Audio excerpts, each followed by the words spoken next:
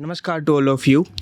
आज हम बात करने वाले हैं एक स्पेशल मैनेजमेंट के सब्जेक्ट के बारे में, जो कि है लीडरशिप।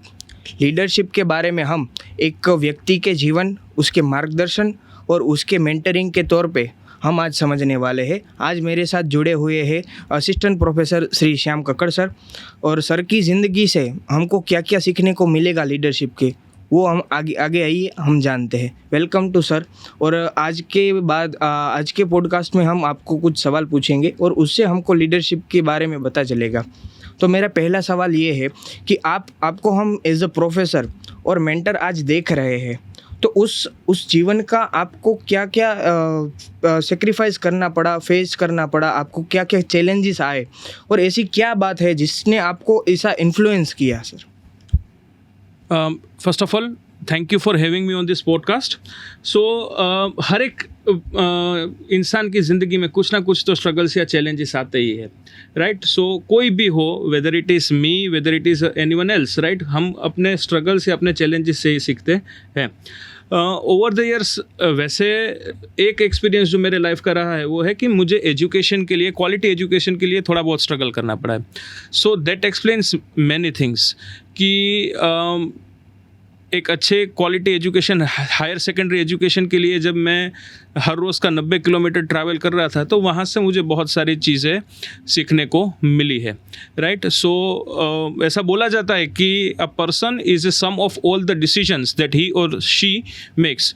सो ये तो 100% सही है कि हम जो भी डिसीजंस लेते हैं, हमारे लाइफ में जो स्ट्रगल्स आती है, हमारे लाइफ में जो चैलेंजेस आती है, उसी से हम सीखते हैं। एंड दूसरा जो है वो है कि हम दूसरों के स्ट्रगल्स और चैलेंजेस से सीखते हैं। So over the years my life has been shaped through the my own struggles and challenges as well as other struggles and challenges. और यहाँ पर पूरे समय काल में मैंने बहुत सारी चीज़ें सीखी है। क्या आपके जीवन में कोई ऐसा व्यक्ति का एक्सपीरियंस या लीडरशिप थिंकिंग जिसने आपके लीडरशिप थिंकिंग को शेप दिया है, ऐसा व्यक्ति या फिर कोई क्या है कि जिसने आपको इन्फ्लुएंस किया सर? बहुत सारे लोग हैं वैसे, बट जिन्होंने मेरे लाइफ को सबसे ज़्यादा इन्फ्लुएंस किया है वो है जे.आर.डी. टाटा एंड उनके साथ साथ रतन टाटा, राइट? टाटा ग्रुप इसीलिए एक डिस्टिंक्ट ग्रुप है, और जे.आर.डी. टाटा और रतन टाटा इसीलिए एक बहुत ही अलग लीडर थे क्योंकि वो दोनों के पास एक इमोशनल इंटेलिजेंस था, राइट? दोनों कंपैशनेट थे। JRD. Tata was known for his compassion, right? उन्होंने टाटा ग्रुप को 1938 में, राइट, टाटा ग्रुप की 1938 में उन्होंने बागडोर संभाली, और 1991 में उन्होंने टाटा ग्रुप की बागडोर रतन टाटा के हाथ में दी। और वो 50 साल से ज़्यादा के समय काल में उन्होंने टाटा ग्रुप को 14 कंपनियों से 90 कंपनी से ज़्यादा कंपनियों पर वो लेकर गए, राइट? उन्होंने ग्रुप की वैल्यूज़ को, उन्होंने ग्रुप के कल्चर को स्ट्रॉन्ग किया, and he was a perfectionist. तो वो जो भी काम करते वो पूरा दिल लगाकर, पूरा मन लगाकर करते, राइट? एंड वो परफेक्शन के बहुत ही बड़े आग्रही थे। तो जे.आर.डी. टाटा ने मेरे लाइफ को बहुत सारा इन्फ्लुएंस किया है। आपको शायद ये कहानी पता होगी कि सुधा मूर्ति, राइट, जो आज इन्फोसिस के को-फाउंडर एन.आर. नारायण मूर्ति के वाइफ है, उनका एक बहुत ही इंस्पायरिंग पूरा एक स्टोरी है कि जहाँ पर इतने बड़े कंपनी के चेयरमैन होते हुए, इतने बड़े कंपनी के जूथ के चेयरमैन होते हुए भी एक सामान्य एम्प्लॉय के साथ जब तक उनके हस्बैंड नहीं आ रहे थे तब तक वो वहाँ पर खड़े थे, राइट? दिस एक्सप्लेन्स कि आपकी लीडरशिप जो है वहाँ पर एक सिंगल चीज़ ये भी होनी चाहिए कि इमोशनल इंटेलिजेंस होना चाहिए। You need to be compassionate as a leader, right? तो एक ये भी बहुत ही अच्छा हमें सीख मिलता है Ratan Tata, right? He is someone कि जो 1991 के बाद उन्होंने ग्रुप वैल्यूज़ को और स्ट्रॉन्ग किया। टाटा ग्रुप में वो टाइम पे बहुत ही अच्छी बेहतरीन कंपनीज थी, और वो इंडिविजुअली एक्सेलेंटली परफॉर्म कर रही थी, आउटस्टैंडिंग परफॉर्मर्स थे वो। हर एक इंडिविजुअल कंपनी के पास भी अच्छे लीडर्स थे, बट एक वो जो ग्रुप कोहेजन होता है, एक जो ग्रुप लीडरशिप होती है, वो मिसिंग थी। उन्होंने सालों साल तक वही ग्रुप लीडरशिप को स्ट्रॉन्ग किया, एंड इसीलिए आज हमें टाटा ग्रुप मुकाम पर मिलता है जहाँ पर उनके पास $100 बिलियन से ज़्यादा का रेवेन्यू है एंड पूरे दुनिया में उनके 10 लाख से ज़्यादा एम्प्लॉइज़ हैं। तो उन दोनों ने राइट मुझे बहुत ही ज़्यादा इन्फ्लुएंस किया। रतन टाटा इतने बड़े लीडर होते हुए भी उन्होंने बॉम्बे हाउस की जो टाटा ग्रुप का हेड क्वार्टर है वहाँ पर उन्होंने पालतू कुत्तों के लिए नहीं, जो रास्ते पर घूमते हैं वैसे कुत्तों के लिए उन्होंने स्पेसिफिक एंट्री अलाउ की है। और वो वहाँ के एम्प्लॉइज़ या वहाँ पर काम करने वाले लोग बोलते हैं कि जो रास्ते पर घूमने वाले कुत्ते हैं वो एक ही ऐसा ग्रुप है कि जिनको बिना एक्सेस कार्ड या आइडेंटिटी कार्ड के बॉम्बे हाउस में यानी कि हेड क्वार्टर्स में आना अलाउड है। उन्होंने स्पेसिफिकली ताज होटल के लिए भी बोल कर रखा है कि अगर कोई कुत्ता अंदर होटल के प्रीमाइसिस में है तो उसे बाहर निकालना नहीं है। ताज होटल के ऊपर जब हमला हुआ था, आतंकवादी हमला जब हुआ था मुंबई में 26/11 का, तो he was personally there for the entire time period. रात को 2-2 बजे तक, इतनी बड़ी उम्र थी उनकी, इतना बड़ा स्टैच्यूर था, फिर भी वो वहाँ पर खड़े रहे। जितने भी एम्प्लॉयज़ की डेथ हुई उन सभी को पर्सनली मिले, उनके फैमिलीज़ को मिले एंड उनके फ्यूचर एक्सपेंसेस की, उनके बच्चों के एजुकेशन की उन्होंने जवाबदारी ली है। इसी के साथ साथ एक और ऐसा बिजनेस पर्सनालिटी है जिन्होंने मेरे लिए एक इंस्पिरेशन है, वो है Dhirubhai Ambani. Right, Dhirubhai Ambani is someone कि अगर हमें उनके पास से अगर कोई एक चीज़ सीखनी है तो वो है कि एक विजन रखना, बड़े सपने देखना। राइट, इमेजिन कि उन्होंने बाहर जाकर, विदेश में जाकर वो पेट्रोल पंप में नौकरी कर रहे थे, वहाँ से वो भारत वापस आए और मसाला का ट्रेडिंग चालू किया, उसमें से टेक्सटाइल्स में एंटर हुए। वो टेक्सटाइल्स में थे तब उन्होंने वो विजन रखा कि हम एक पेट्रोकेमिकल कंपनी बनाएंगे जहाँ पर हम क्रूड ऑयल को रिफाइन करेंगे और क्रूड ऑयल से बनने वाले हर एक चीज़ को हम एक ही जगह पर प्रोसेस करेंगे। रिलायंस का जामनगर प्लांट आज भी दुनिया का सबसे बड़ा पेट्रोकेमिकल कॉम्प्लेक्स है, जहाँ पर वो पेट्रोलियम से ना ही सिर्फ पेट्रोल और डीजल बनाते हैं बट अलग अलग केमिकल्स भी प्रोसेस करते हैं। तो it is that long term vision कि जो धीरूभाई अंबानी को अभी तक राइट डिफाइन करते हुए आया है, एग्जीक्यूशन। फिर वो रिलायंस जियो हो, रिलायंस इंडस्ट्रीज हो या कोई भी कंपनी हो, Dhirubhai Ambani and his son Mukesh भाई अंबानी, वो दोनों के पास सेम लीडरशिप क्वालिटी है, स्ट्रॉन्ग एग्जीक्यूशन। जो काम हाथ में लिया है उसे पूरा करना ही है। तो ये 3 ऐसे महानुभाव है जिन्होंने मुझे पर्सनली बहुत ही सारा इन्फ्लुएंस किया है। बराबर, ठीक है सर, अगर आपको लीडरशिप को अपनी भाषा में व्याख्यायित करना है, जो हमें कॉन्सेप्ट पढ़ रहे हैं उससे भी परे आपके जीवन के एक्सपीरियंस के तौर पे, तो आप क्या डिफाइन करेंगे sir? For me leadership is positive influence. Right, leadership का मतलब या नेतृत्व का मतलब ही होता है पॉजिटिव इन्फ्लुएंस करना। क्यों? क्योंकि हमें कोई कॉमन गोल या ऑब्जेक्टिव अचीव करना है। राइट, लीडरशिप से हम लोगों को पॉजिटिवली इन्फ्लुएंस करते हैं ताकि वो अपना खुद का पोटेंशियल मैक्सिमाइज कर पाए, ना ही सिर्फ प्रोफेशनल ग्रोथ के लिए बट पर्सनल ग्रोथ के लिए भी। राइट, सो मेरे लिए लीडरशिप का मतलब है कि जहाँ पर आप लोगों को पुश करते हो और अच्छा और बेहतरीन करने के लिए, जिससे आप पर्सनली एंड प्रोफेशनली दोनों जगह पर आप अपनी एबिलिटीज़ को डेवलप कर पाओ, अपने पोटेंशियल को मैक्सिमाइज कर पाओ and at the same time आप कोई कॉमन गोल या ऑब्जेक्टिव को अचीव कर पाओ। तो हम क्या कह सकते हैं कि लीडरशिप का असली मेज़र ये नहीं है कि लोग कितने आपके अंडर काम कर रहे हैं, पर बल्कि वो है कि आप किन किन को इन्फ्लुएंस कर रहे हो और कैसे कैसे कर रहे हो। Yes, definitely leadership is not something कि जहाँ पर हमारे नीचे कितने लोग काम कर रहे हैं, बट हमारे इन्फ्लुएंस से या हमारे वो एक करिश्मा से कितने लोग अपने को खुद को पुश कर पाते हैं। राइट, सो जब हम लोगों को अच्छे से इन्फ्लुएंस कर पाते हैं तो वही लीडरशिप का सही मायना है। राइट, हमारे prime minister Shri Narendra Modi is one of the finest examples of this leadership, कि जहाँ पर वो हर रोज़ राइट कुछ ना कुछ नया कर रहे हैं, देश को आगे बढ़ाने के लिए वो एफर्ट्स कर रहे हैं। तो it is his way of leadership, कि जहाँ पर वो हर एक भारत के नागरिक को कहते हैं कि सबका साथ होगा तो ही सबका विकास होगा, राइट। तो he is pushing everyone towards excellency, so that हम एक डेवलप्ड कंट्री का एक कॉमन गोल या ऑब्जेक्टिव अचीव कर पाएँ।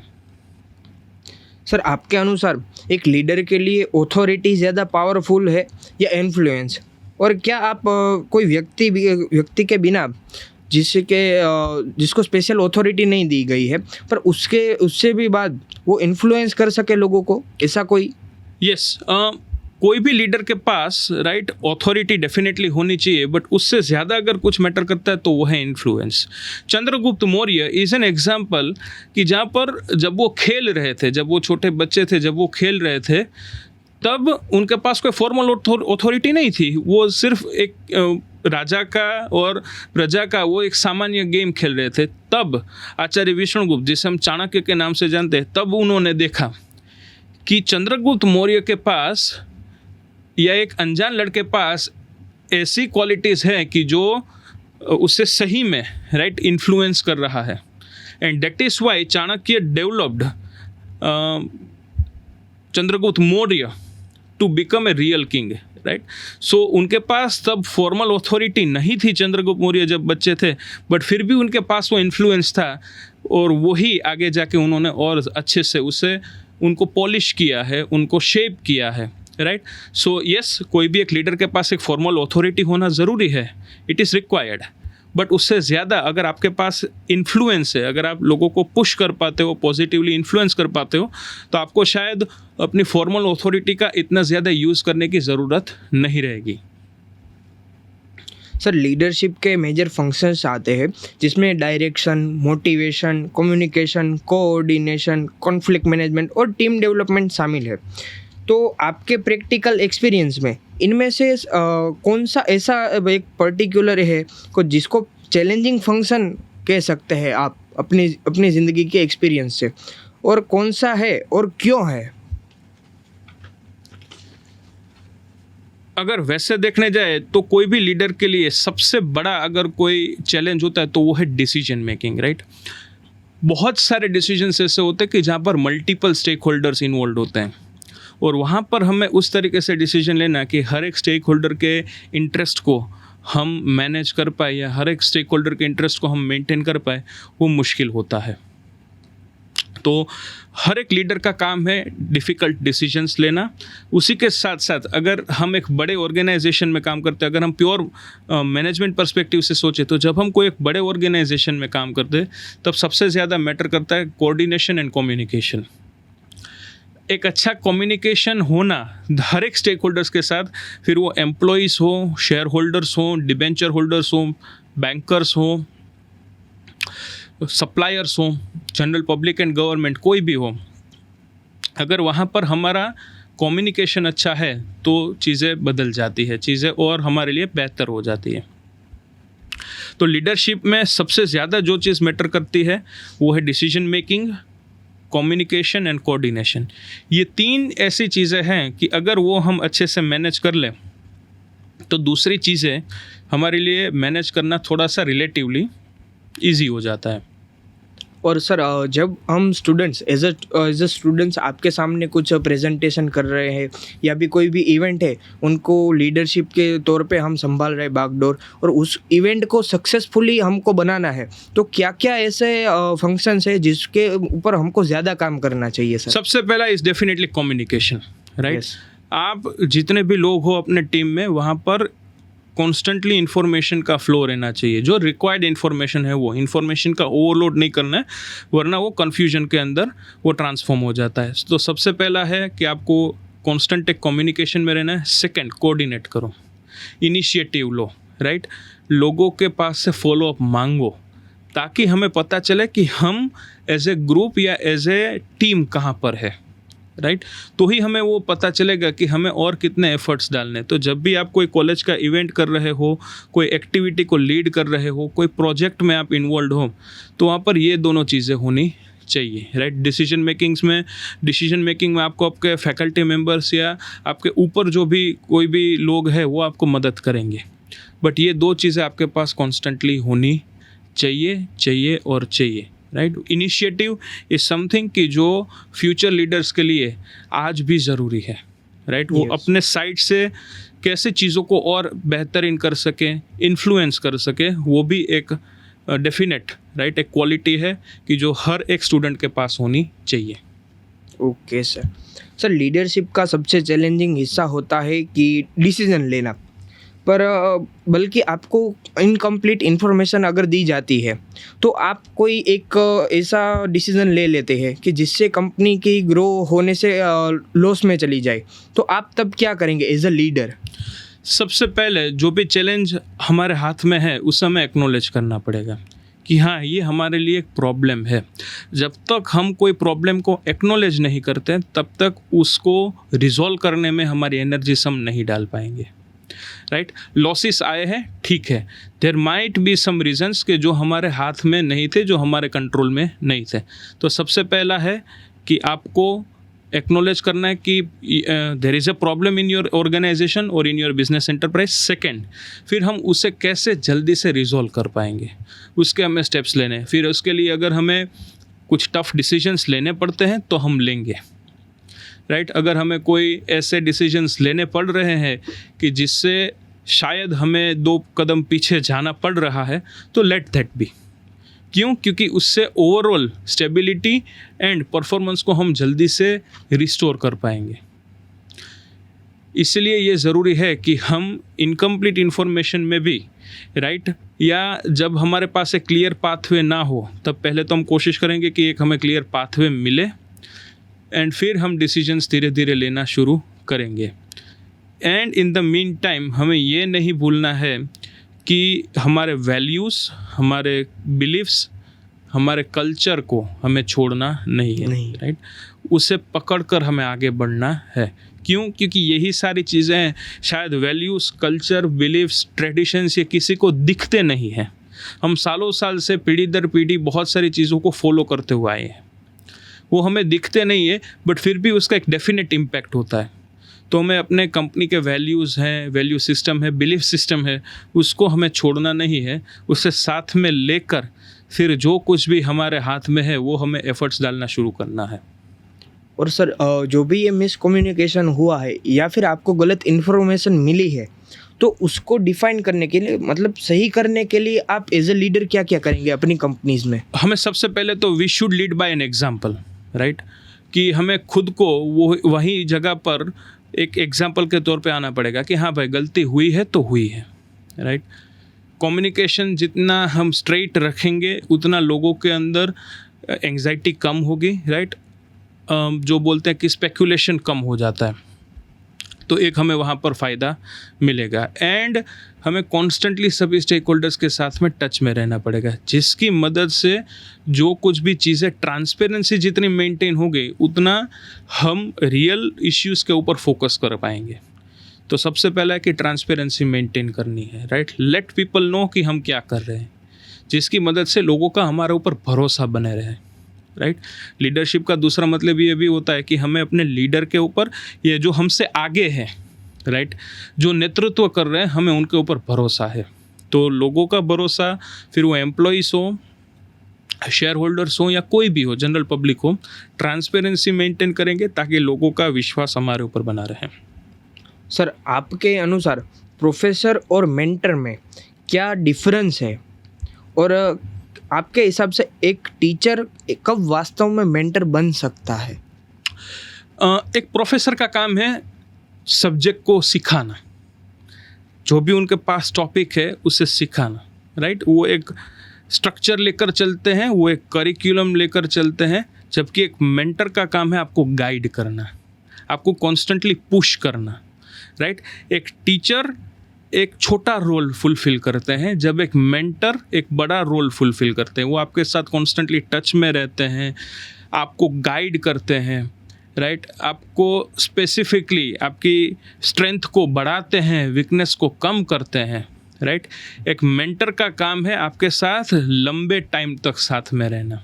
वो आपकी थिंकिंग को इन्फ्लुएंस करते हैं, वो आपके जो भी वैल्यूज़ हैं उनको शेप करते हैं। टीचर का रोल लिमिटेड होता है, वो सब्जेक्ट मैटर पढ़ाते हैं, जबकि एक मेंटर राइट कॉन्स्टेंटली हमें मोटिवेट करते हैं, इंस्पायर करते हैं, हमें पुश करते हैं, हमारी एबिलिटीज़ को मैक्सिमाइज करने का वो एफर्ट डालते हैं। तो सबसे बड़ा फ़र्क ये है कि एक मेंटर का काम है कि हमारे साथ लंबे समय तक रहना। टीचर हमारे साथ लंबे समय तक नहीं रहेंगे, बट एक मेंटर है कि वो हमारे साथ रहेंगे और हमें ओवर द ईयर्स राइट हमें ट्रेन करेंगे, वो हमें गाइड करेंगे कि इस तरीके से काम होता है। रमाकांत आचरेकर जी राइट, जिन्होंने सचिन तेंदुलकर बनाया है राइट, वो उनके मेंटर हुए। रतन टाटा भी ये बात बोलते थे कि अगर उनकी बिलीफ को या उनके जो भी थॉट प्रोसेसेस को अगर किसी ने सबसे ज़्यादा इन्फ्लुएंस किया है पर्सनल लाइफ में, तो वो थे जे.आर.डी. टाटा एंड उनके दादी राइट, कि जिनकी मदद से वो इतने हम्बल बने, to the ground to the earth बने राइट, एंड वो बहुत ही सिंपल एक लाइफस्टाइल को फॉलो करने वाले थे। तो एक ये ज़रूरी है कि वो हमारे पास एक मेंटर होना चाहिए। अगर आपके पास कोई ऐसा है कि जो आपको कॉन्स्टेंटली मोटिवेट करता है, इंस्पायर करता है, पुश करते हैं कि आप अपनी एबिलिटीज़ को पहचानो, आप अपनी एबिलिटीज़ को डेवलप करो, तो आप वहाँ पर at any point of time you are fortunate. आप भाग्यशाली है कि आपके पास कोई ऐसा है कि जो आपको कॉन्स्टेंटली मोटिवेट कर रहा है। Thank you sir. और जब आप किसी स्टूडेंट में पोटेंशियल दिखाई देता है, आपको पोटेंशियल हम सब में दिखाई देता है, कभी कभी आप दूसरे को सलाह देते हैं, उस पोटेंशियल को रिकॉग्नाइज स्टूडेंट कभी कभी नहीं कर पाते हैं, तो उसको आप इन्फ्लुएंस कैसे करेंगे, मतलब उनको एक मोटिवेशन कैसे देंगे? सबसे पहले तो हम उनके जो भी अच्छे एफर्ट्स हैं हम उनको रिकॉग्नाइज करेंगे, पहली बात उनको एक्नॉलेज करेंगे। फिर हम उनको एक ओपन फील्ड देंगे ताकि वो अपनी क्रिएटिविटी को या ताकि वो अपने खुद के वे ऑफ वर्किंग को और ज़्यादा एक्सपोज हो खुद ही, एंड वहाँ से वो और ज़्यादा ओपन हो जाए। फिर हम धीरे धीरे उनको पुश करेंगे राइट। ये क्यों ज़रूरी है? क्योंकि अगर हमारे पास सॉफ्ट टारगेट्स है तो वो कुछ काम के नहीं है। अगर किसी के पास हार्ड टारगेट्स हैं तो ही वो मोटिवेटेड रहेंगे, तो ही वो दौड़ते रहेंगे। तो जब भी हमें कोई स्टूडेंट्स में कोई ऐसा एक्स्ट्रा ऑर्डिनरी पोटेंशियल दिखता है तो we let them grow right. हम उनको एक ओपन फील्ड दे देते हैं कि जहाँ पर वो अपनी एबिलिटीज़ को, अपने पोटेंशियल को, अपने टैलेंट को मैक्सिमाइज कर पाए। जहाँ पर भी हमें मौका मिलता है हम उनको अपॉर्चुनिटीज़ देते हैं, and we acknowledge their talent, we acknowledge their hard work, we acknowledge कि उनके पास एक डिस्टिंक्ट राइट एक व्यू पॉइंट है या उनके पास एक डिस्टिंक्ट स्टाइल ऑफ वर्किंग है। जब हम ये कंटिन्यूअसली करते हैं तब कोई भी स्टूडेंट के अंदर वो क्वालिटीज़ धीरे धीरे शेप होना चालू हो जाती है राइट। हम खुद भी मेहनत करते हैं और उनको भी मेहनत करवाते हैं। सर, एज अ स्टूडेंट हम ऐसा सोचते हैं कि हम जब कॉरपोरेट लाइफ में जाएंगे तभी ये लीडरशिप वगैरह सब चालू होता है, पर क्या आपके हिसाब से एज अ सिर्फ प्रोफेशनल लाइफ में ही ये कॉरपोरेट लाइफ में ही लीडरशिप होती है? नहीं right, leadership is exercise throughout the life, whether it is our personal life और प्रोफेशनल लाइफ। दोनों जगह पर लीडरशिप के कोई ना कोई एस्पेक्ट्स, कोई ना कोई आप पर्सपेक्टिव्स को डेफिनेटली यूज़ करते हो। तो लीडरशिप ना ही सिर्फ हमें प्रोफेशनल लाइफ में मदद करता है बट अपने पर्सनल लाइफ में भी हमें उतना ही मददगार होता है। वाई? बिकॉज प्रोफेशनल लाइफ के साथ साथ हम अपनी पर्सनल लाइफ के भी गोल्स या ऑब्जेक्टिव्स को अचीव कर सकते हैं, हमारे खुद के पोटेंशियल को हम मैक्सिमाइज कर सकते हैं, एंड हमारे आजू बाजू में रहने वाले लोग राइट, हमारे क्लोज रिलेटिव्स, फ्रेंड्स, फैमिली को हम उनको भी हम मोटिवेट कर सकते हैं, इंस्पायर कर सकते हैं। तो सिर्फ लीडरशिप प्रोफेशनल लाइफ में नहीं होता है, पर्सनल लाइफ में भी उतना ही होता है, एंड वही हमें रियल लाइफ में काम भी आता है। अगर आपको मैनेजमेंट के स्टूडेंट को केवल 3 लीडरशिप हैबिट्स रिकमेंड करनी है कि जो वो कांस्टेंट करे उससे वो बेहतरीन लीडर बने, तो वो कौन कौन सी गाइडेंस होगी सर?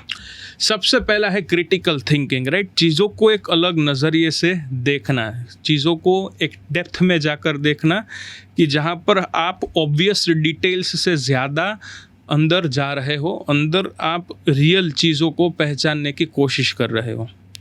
क्यों? क्योंकि फ्यूचर का टाइम ऐसा है कि जहाँ पर critical thinking will become necessary. एक ये, सेकंड इमोशनल इंटेलिजेंस। आज हम टेक्नोलॉजी के वो दौर में हैं कि जहाँ पर हम अपने फ्रेंड्स और फैमिली के साथ टेक्नोलॉजिकली जुड़े हुए हैं। हमारे इंस्टाग्राम या फेसबुक में आपको हज़ारों फ्रेंड्स मिलेंगे, बट रियल लाइफ में हमारे पास शायद 2 फ्रेंड भी ऐसे नहीं होंगे कि जिनको हम अपनी व्यथा बता पाएँ। Definitely sir, right. एंड जब हम एक प्रोफेशनल लाइफ में एक बड़े ऑर्गेनाइजेशन में काम करेंगे, बहुत सारे लोगों को हमारे पॉजिटिव इन्फ्लुएंस के नीचे रखेंगे, तो लोगों के पास भी अपनी खुद की चैलेंजेस होगी। तो वहाँ पर आज के मैकेनाइज्ड वर्ल्ड में जहाँ पर हम AI की ओर जा रहे हैं, वहाँ पर इमोशनल इंटेलिजेंस की वैल्यू दिन ब दिन बढ़ने वाली है। तो we should be capable enough to understand कि हमारी लाइफ में सिर्फ इश्यूज़ हो ऐसा ज़रूरी नहीं है, राइट। दूसरे लोगों के लाइफ में भी इश्यूज़ होते हैं एंड वो हमें इमोशनल टच मेंटेन करना पड़ेगा। ये इसीलिए ज़रूरी है, बहुत सारे कंपनीज़ ने कोविड के टाइम पे वर्क फ्रॉम होम दे दिया था, जो एक कंपल्शन था। उसके बाद भी बहुत सारी कंपनीज़ ने वर्क फ्रॉम होम चालू रखा था, कंटिन्यू रखा था। आज उसमें से बहुत सारी companies, in fact the largest of the largest companies, वो फिर से बोल रहे कि नहीं, अब तो वर्क फ्रॉम ऑफिस ही चाहिए। क्यों? क्योंकि एक वो इमोशनल इंटेलिजेंस हमें डेवलप करना पड़ता है। एक ऑर्गेनाइजेशन में रह के हम उसे डेवलप कर सकते हैं। जब हम अपने घर पे हैं तो वो इमोशनल इंटेलिजेंस को डेवलप करना मुश्किल हो जाता है। वो कल्चर में फिट होना, वो वैल्यू सिस्टम में फिट होना किसी के लिए भी टफ हो जाता है। अगर हम ऑफिस में बैठे हैं तो ये सारी चीज़ों को हम देख सकते हैं। तो एक इमोशनल इंटेलिजेंस जो आज लोगों के पास होना ही चाहिए, एक ऐसी क्वालिटी है कि जो एक फ्यूचर लीडर को डेफिनेटली राइट रिक्वायरमेंट होगी उनकी, और एक बेयर मिनिमम होगा। And third is having vision. एक डिस्टिंक्ट विजन रखना, एक फ्यूचर का हमारे पास एक पिक्चर या एक ऐसा हमारे पास आइडिया होना कि फ्यूचर कैसा हो सकता है, ये भी हमें मदद करेगा। ओवर द ईयर्स हमारी दुनिया volatile, uncertain, complex and ambiguous, जिसे एक वू का वर्ड बोला जाता है, वैसी हो गई है। तो वहाँ पर हमारे पास एक डिस्टिंक्ट विजन होना ज़रूरी हो जाएगा। एक विजन नहीं है, अगर हम भविष्य का नहीं सोच पा रहे हैं तो शायद हम भविष्य में रेलेवेंट नहीं रहेंगे। इंडस्ट्री में क्या ट्रेंड्स आ रहे हैं, क्या डिसरप्शन आ रहे हैं, ये सारी चीज़ों का हमारे पास एक आइडिया होना चाहिए। और वो ट्रेंड, वो डिसरप्शन को हम कैसे काउंटर करेंगे, वो ट्रेंड, वो डिसरप्शन को हम कैसे झेलेंगे और उसमें फिर हम खुद की कंपनी को ग्रो करेंगे, ये भी एक डेफिनेट चैलेंज होने वाला है। और वो थिंकिंग भी हमें चाहिए कि जहाँ पर हमें क्लियर विजन बना पाए। 100% विजन हमारे सक्सेसफुल नहीं होने वाले हैं, but at least we should have an idea कि फ्यूचर में क्या हो सकता है। एलोन मस्क, राइट, उन्होंने वो विजन क्रिएट किया कि मैं यहाँ से रॉकेट स्पेस में भेजूंगा, वो फिर से वापस आएगा और मैं उसे रीयूज भी करूँगा। जब उन्होंने वो विजन बोला था या उन्होंने जब बताया था, तब सभी लोगों ने बोला कि दिस इज इम्पॉसिबल, पागल है ये, और ये यूज़ करना भी नहीं चाहिए।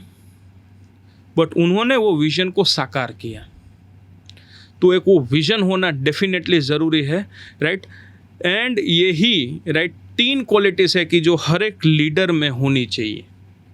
दूसरे सभी क्वालिटीज़ भी डेफिनेटली ज़रूरी होंगी ही होंगी, but this 3 are going to be bare minimum, और जो बोलते हैं ना कि एक इतना बड़ा चंक बन जाएगी कि जिसके बिना एक इफ़ेक्टिव लीडरशिप हम एक्सरसाइज नहीं कर पाएंगे। सर लीडरशिप को हम प्रोफेशनल लाइफ में ही देखते हैं, तो हमारी पर्सनल लाइफ में ऐसे क्या क्या गोल्स बनाए, हम क्या क्या ऐसे विजन्स रखें कि जिससे हम बेहतरीन लीडर बने। एक कि खुद को कंपैशनेट रखो, राइट, मेहनत करते रहो ताकि आप दूसरे लोगों को इंस्पायर कर पाओ। सेकंड, हमें एक कॉमन गोल या ऑब्जेक्टिव के लिए फिर से काम करना है, राइट। तो जो हमने लीडरशिप की डेफिनेशन बोली थी वही फिर से हम यहाँ पर प्रैक्टिस करेंगे कि जहाँ पर हम अपनी लाइफ के प्रिंसिपल्स को हम फुलफिल करेंगे, हम फॉलो करेंगे, एथिकल फ्रेमवर्क या एथिकल माइंडसेट के साथ हम काम करेंगे, राइट। जो बोला जाता है ना कि एक सही आदत को कल्टीवेट करने में ज़्यादा टाइम लगता है, जबकि एक गलत आदत को कल्टीवेट करने में कुछ ज़्यादा टाइम नहीं लगता है। तो हमारे पास जो हमारा एथिकल फ्रेमवर्क है, हमारी वैल्यू सिस्टम है, हमारी बिलीफ सिस्टम है, उसे हमें साथ लेकर चलना है, राइट। सेकंड, इमोशनल इंटेलिजेंस भी ज़रूरी है। And third, we need to be constantly hard working, right. Hard working attitude एक ऐसी चीज़ है कि जो आने वाले समय में बहुत ही सारी चीज़ों को बदलने वाली है। जे.आर.डी. टाटा ऐसा बोला करते थे कि there is no substitute of deep thinking and hard work, right. उसका कोई दूसरा ऑप्शन नहीं है हमारे पास, और वो करना अगर ज़रूरी है तो वो करना ही है। तो वहाँ पर हमें कभी भी वो चीज़ से पीछे नहीं हटना है। लोगों को मेहनत करनी ही पड़ती है, और वो मेहनत करने में हमें कोई हिचकिचाहट नहीं होनी चाहिए। हर एक लोगों की लाइफ सिंपल नहीं होती है। No one is so fortunate कि उनको घर बैठे पैसे मिले या उनको बिना कुछ काम किए पैसे मिले। इसलिए अगर हमें कड़ी मेहनत करने की ज़रूरत है तो हम करेंगे, उसमें से हमें पीछे नहीं हटना है। मेहनत करने से अगर दूसरों का फ़ायदा होता है या नहीं होता है वो तो बात की बात है, हमें खुद को तो फ़ायदा होता है, तो हम वो तो रखेंगे ही रखेंगे। सर हमने आगे एआई की बात की, तो एआई टेक्नोलॉजी, रिमोट वर्किंग और रैपिडली चेंजिंग ऑर्गेनाइजेशन के दौर में क्या लगता है आपको कि फ्यूचर लीडर में कौन कौन सी क्वालिटी ज़्यादा इम्पोर्टेंट है? एक out of the box thinking, Yes. Right. वो एक अलग नज़रिए से कोई भी प्रॉब्लम को अप्रोच करना, या वो एक अलग पर्सपेक्टिव रखना, first. Second, risk taking, right. Risk लेने ही पड़ेंगे, तो एक कोई भी फ्यूचर लीडर के पास एक रिस्क टेकिंग एबिलिटी होनी चाहिए। थर्ड, विजन, एक वो बोल्ड विजन होना ज़रूरी है। भले ही वो आज इम्पॉसिबल लगे, बट अगर हमें वो कन्विक्शन है, अगर हमें वो विश्वास है कि नहीं ये हम साकार कर पाएंगे, तो हमारे पास वो एक बोल्ड विजन होना चाहिए। And last, once again, emotional intelligence. ये मैकेनाइज्ड होती दुनिया में इमोशनल इंटेलिजेंस एक इतना बड़ा सुपर पावर साबित होगा कि वो ना ही कोई एक कंपनी को एक्स्ट्रा ऑर्डिनरी टैलेंट अट्रैक्ट करने में मदद करेगा, उसे रिटेन करने में भी मदद करेगा, एंड वही ऑर्गेनाइजेशंस लॉन्गर टर्म में सर्वाइव करेगी जहाँ पर ह्यूमन एफर्ट्स को समझ पाए। तो इमोशनल इंटेलिजेंस कोई भी लीडर के पास ज़रूरी है। सो देर आर 4 एक्सेप्शनल क्वालिटीज़। एक, risk taking. Second, out of the box thinking. Third, vision. And fourth, emotional intelligence. ये 4 ऐसी चीज़ें हैं कि जो फ्यूचर लीडर्स में होनी चाहिए, राइट। अगर आपको एक और चीज़ ऐड करनी है तो वो है decision making. Tough decisions are to be taken. एक मैनेजर का काम ये है, एक लीडर का काम ये है कि टफ डिसीजंस लेने हैं। फिर उसके लिए अगर हमें 2-4 अपनी गलतियों को कबूल करना पड़ता है तो लेट दैट बी। तो take tough decision making, right, और वो भी एक इम्पार्शियल तरीके से, वो ज़रूरी है। पर्सनली 6th एलिमेंट जो मैं चाहूँगा वो है एथिकल फ्रेमवर्क। एक वो एथिकल वैल्यूज़ को मेंटेन करना भी उतना ही ज़रूरी होगा।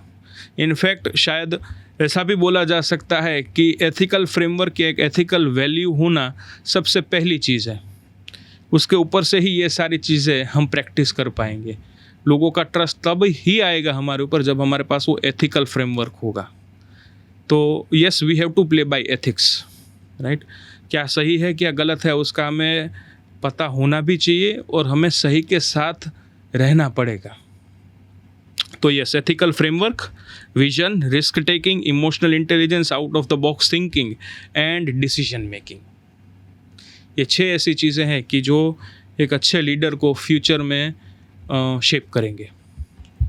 और सर हम कल के ही न्यूज़ की बात करें तो नटराज एंड चंद्रशेखर टाटा सन्स, जो टाटा ग्रुप्स की एक कंपनी है, वो होल्डिंग कंपनी है, उनके चेयरमैन कल अपना रेजिग्नेशन दिया। तो क्या आप उनकी लीडरशिप को किस तरीके से देखते हैं? नटराजन चंद्रशेखरन ने कल ही यानी कि 12 अगस्त को उन्होंने टाटा सन्स के चेयरमैन के रूप पे रेजिग्नेशन दिया है, ये आप सभी को पता होगा। उनका इन्फ्लुएंस कितना बड़ा था, हर एक मेजर मीडिया पोर्टल ने, हर एक बिजनेस न्यूज़ चैनल ने एक्सटेंसिवली आज भी और कल भी, राइट, उसे एक्सटेंसिवली कवर में रखा है। नटराजन चंद्रशेखरन 40 साल से, राइट, टाटा ग्रुप में है। उन्होंने टाटा कंसल्टेंसी सर्विसेज, जिसे हम पॉपुलरली TCS के नाम से जानते हैं, 1987 में उन्होंने एक इंटर्न की तरह ज्वाइन किया था। 2017 में वो टाटा कंसल्टेंसी सर्विसेज के चेयरमैन और मैनेजिंग डायरेक्टर बने। एंड फिर धीरे धीरे उन्होंने टाटा सन्स की बागडोर संभाली। टाटा सन्स की बागडोर उन्होंने वो टाइम पे संभाली जब रतन टाटा जी एंड साइरस मिस्त्री, जो नटराजन चंद्रशेखरन जी से पहले टाटा सन्स के चेयरमैन थे, तो उनके बीच में पूरा एक कॉरपोरेट टसल हुआ था। 2017 में जैसे ही वो टाटा ग्रुप के चेयरमैन बने, उन्होंने एक ही चीज़ को सबसे पहले ग्रुप को दिया, वो थी स्टेबिलिटी, एक डिसीजन मेकिंग, एक डायरेक्शन दी। फिर उनका खुद का ही एक स्ट्रेटेजी था, 3S स्ट्रेटेजी। तो सबसे पहला था कि सिंप्लीफाई करो टाटा ग्रुप के स्ट्रक्चर को, सिनर्जाइज करो, राइट। अगर हमारे पास ग्रुप कंपनीज ही ऐसी है कि जिसकी मदद से हम अच्छे से ग्रोथ मैनेज कर सकते हैं, तो सिनर्जी, हम एक दूसरे कंपनी, ग्रुप कंपनीज की कैपेबिलिटीज़ का यूज़ करेंगे। एंड तीसरा था स्केल। तो उन्होंने ही ये स्ट्रेटेजी निकाली थी 3S की, जहाँ पर सिंप्लीफाई करेंगे, सिनर्जाइज करेंगे और स्केल करेंगे, और वो उन्होंने किया। टसल के बाद सबसे पहले स्टेबिलिटी दी, एक ऐसी रॉक सॉलिड स्टेबिलिटी दी कि जिसकी मदद से ग्रुप खड़ा रहा, स्ट्रक्चर स्ट्रॉन्ग रहा। फिर उन्होंने धीरे धीरे टाटा ग्रुप को सिंप्लीफाई करना शुरू किया, एक दूसरे कंपनीज की सिनर्जीज को एक्सरसाइज करना शुरू किया, एंड देन उन्होंने स्केल किया। नटराजन चंद्रशेखरन की लीडरशिप के अंदर टाटा स्टील की कैपेसिटी डबल हो गई है। This is what defines Natarajan Chandrasekaran. उन्होंने बहुत सारे ऐसे बिजनेस वेंचर्स को शुरू किया है कि जहां पर टाटा ग्रुप की मार्केट कैपिटलाइजेशन आज डबल हो चुकी है, प्रॉफिट्स इंक्रीज हुए हैं, राइट। अच्छे से अच्छी कंपनियां आज और अच्छा कर रही है, राइट। तो Natarajan Chandrasekaran was one of the silent reformers of Tata group, कि जिन्होंने एक ऐसे टाइम पे टाटा ग्रुप की बागडोर संभाली थी जब ग्रुप बहुत ही फ्रेजाइल था, राइट। बहुत सारी एंग्जाइटी थी, रतन टाटा की उम्र हो चुकी थी, तो वो ग्रुप को लीड करने की पोजीशन में नहीं थे। और क्योंकि वो ग्रुप के अंदर इतने सालों से थे, TCS के चेयरमैन और मैनेजिंग डायरेक्टर रहे हैं 2009 से, तो उनके पास TCS का इतना बड़ा अनुभव था कि उनकी वजह से वो पूरे ऑर्गेनाइजेशन को जानते थे। तो उन्होंने बहुत सारे ऐसे अच्छे स्टेप्स लिए हैं कि जिसकी मदद से आज टाटा ग्रुप वो लेवल पे है कि जहाँ पर कोई दूसरा शायद नहीं लेकर जा पाया होगा, राइट। फिर वो टाटा स्टील हो, TCS हो, टाटा केमिकल्स हो, टाटा मोटर्स हो, नए वेंचर्स जो उन्होंने शुरू किए हैं जैसे टाटा इलेक्ट्रॉनिक्स की, जो ढोलेरा के अंदर सेमीकंडक्टर चिप्स बनाने वाले, सभी जगह पर उन्होंने रिकॉर्ड इन्वेस्टमेंट्स किए हैं। हर एक लीडर के कुछ ना कुछ चैलेंजेस भी होते हैं, right. There are always two sides of a coin. उनके लिए सबसे बड़ा चैलेंज जो आज होगा, या टाटा सन्स के नए चेयरमैन के पास अगर कोई एक सबसे बड़ा चैलेंज होगा तो वो है एयर इंडिया को रिवाइव करना। लॉस मेकिंग कंपनीज जो हैं, Big Basket, Croma, Tata 1mg, Tata digital, right, उनको धीरे धीरे स्टेबलाइज करके प्रॉफिट मेकिंग बनाना। एंड जो नए वेंचर्स शुरू किए गए हैं जैसे कि सेमीकंडक्टर प्लांट है, उसे एक सर्टेन डेफिनेट डायरेक्शन में आगे बढ़ाना, ये एक कोई भी टाटा सन्स के फ्यूचर लीडर के लिए ज़रूरी होगा। एंड यही सारी चैलेंजेस नटराजन चंद्रशेखरन जी के पास थी। ओवरऑल अगर हम उनको देखें तो there has been more hits than misses. And फिर भी, right, I will personally acknowledge him. I actually love the way he reformed the entire Tata group, right.